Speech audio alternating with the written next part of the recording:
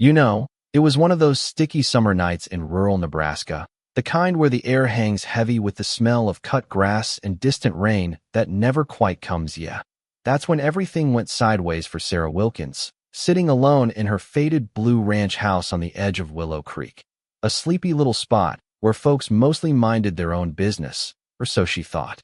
She'd just poured herself a glass of iced tea, lemon slice bobbing lazily, when this uneasy feeling crept in, like the house was holding its breath. Streetlight outside buzzing erratically, casting weird shadows that made her double-check the locks, whispering to herself that it was nothing, just the wind or a coyote rummaging.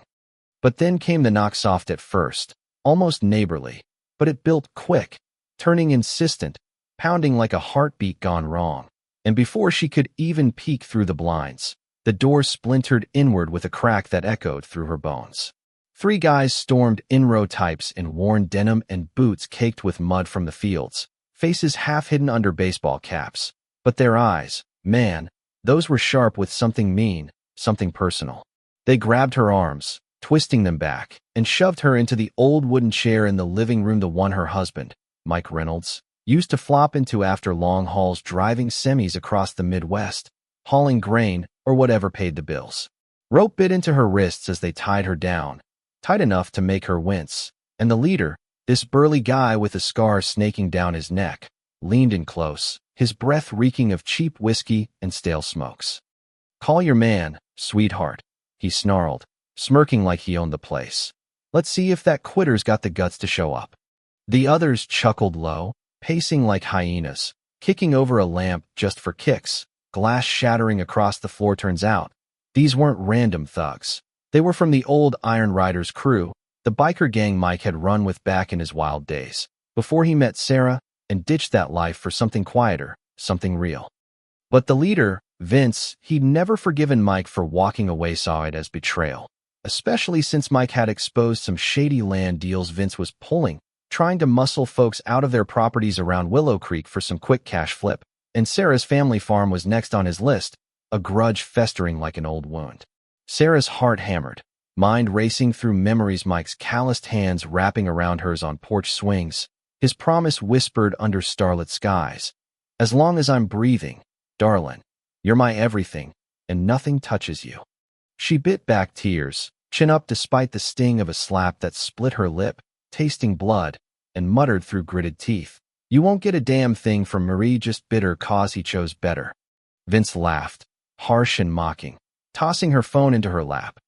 "Oh, we'll see about that. Call him now, or things get uglier." And her fingers fumbled, bound and shaking, dialing Mike's number on speaker, the ring echoing in the tense air like a countdown. Mike picked up, voice gravelly from the road. "Sarah? Babe, you okay? Sounds off."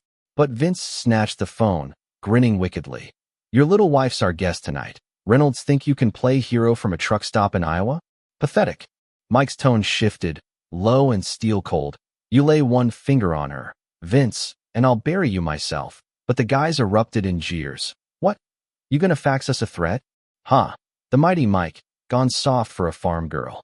Inside, Sarah clung to that voice, knowing Mike hadn't fully cut ties with the Iron Riders, not out of nostalgia, but 'cause those bonds were forged in fire. Brothers who'd have his back if the world turned ugly, and tonight it had. Faint at first, like distant thunder rolling over the plains, she heard the growl of motorcycles, engines purring with purpose, growing louder, vibrating the windows until the whole house hummed. The thugs paused, cocking heads. Just some riders passing through, nothing to sweat. Vince shrugged, but his eyes darted uneasy. Sarah smiled inwardly, whispering to herself, "Hold on, just hold on." Then silence dropped like a hammer, boots crunching gravel outside, and bam, the door exploded again, hinges screaming as figures in black leather and chains flooded in, patches glinting with iron skulls under the dim light.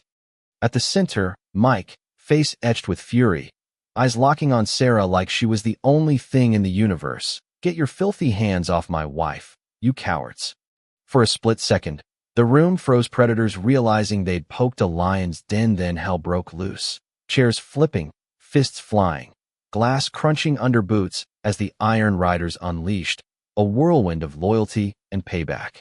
Mike moved like lightning, grabbing Vince by the collar mid-lunge, slamming him against the wall with a thud that shook pictures off hooks. You thought you could touch her? My world? You're done. A sidekick swung a bottle, wild and desperate, but Mike dodged, twisting the guy's arm until it cracked, the howl mixing with grunts and thuds as the riders overpowered the Ristone brother, a grizzled vet named Hank, pinning a thug down with a knee, growling. You mess with family, you get the storm. Blood smeared the floor.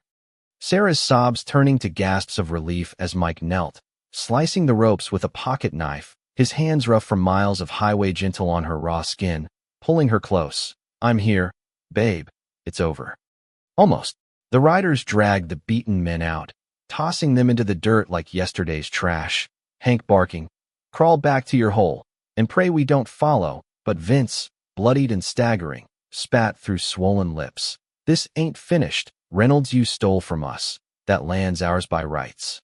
The house fell quiet, save for Sarah's shaky breaths, but fear lingered like smoke. Mike paced, eyes scanning shadows, knowing Vince's grudge ran deep, tied to that old land scam where Mike had tipped off locals, saving farms but painting a target on their backs. Sarah touched her bruised cheek, whispering, Why didn't you tell me you still talked to them? Mike sighed, sinking beside her. Wanted to shield you from that messy left for us, for this life. But yeah, tonight it saved you. They patched the door with plywood, tried to sleep, but every creak jolted them awake. Headlights sweeping the yard at dawn, vanishing quick, leaving paranoia in their wake. By evening, Mike made the call, voice steady but edged, and soon the rumble returned. The riders rolling up as guardians, not invaders. Hank clapping Mike's shoulder. Family sticks, brother'll watch. Sarah felt a mix of unease and warmth, one rider even nodding her way with a gruff smile. You're one of us now, my am strong as hell. Night thickened, gasoline scent mixing with tension, when tires crunched again, the battered truck pulling up, doors slamming as Vince and his crew emerged, limping but fueled by rage, bats in hand. We ain't done, Reynolds. Vince yelled, voice cracking with hate. You think your biker pals scare us? That farm's mine. The yard ignited, thugs charging reckless, riders meeting them head-on, a clash of fury and steel, engines revving to blind with headlights, fists cracking jaws, Mike tackling Vince in the dirt, grunting through punches. You come for her? For our home? Big mistake. A knife flashed toward Mike's side. Sarah gasped from the porch, but Hank intercepted, slamming the attacker down, roaring, Not on our watch. The fight turned, loyalty overwhelming desperation, until Vince lay pinned, bottle shattered nearby. Eyes wild as Mike's fist hovered. You think you've won? Vince wheezed. Justice ain't on your side. Who were owed that land. Sarah's voice cut through, fierce despite trembling. Stop. Mike's not worth it. Let the law handle the rest. Mike hesitated, breath ragged, then shoved Vince away, disgust curling his lip. Get out next time. No mercy.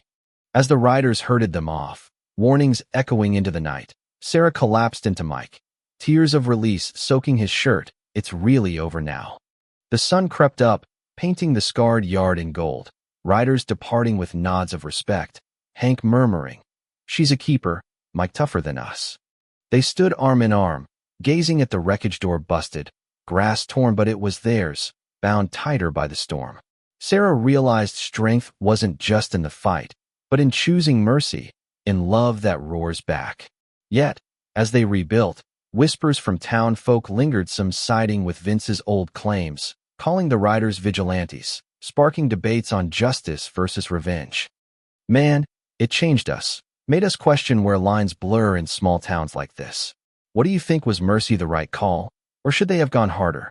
Drop a comment below, share your take on grudges, community beefs, or when love turns fierce. Hit like if this hit home. Subscribe for more real-life twists, and let's chat about what's fair in the shadows.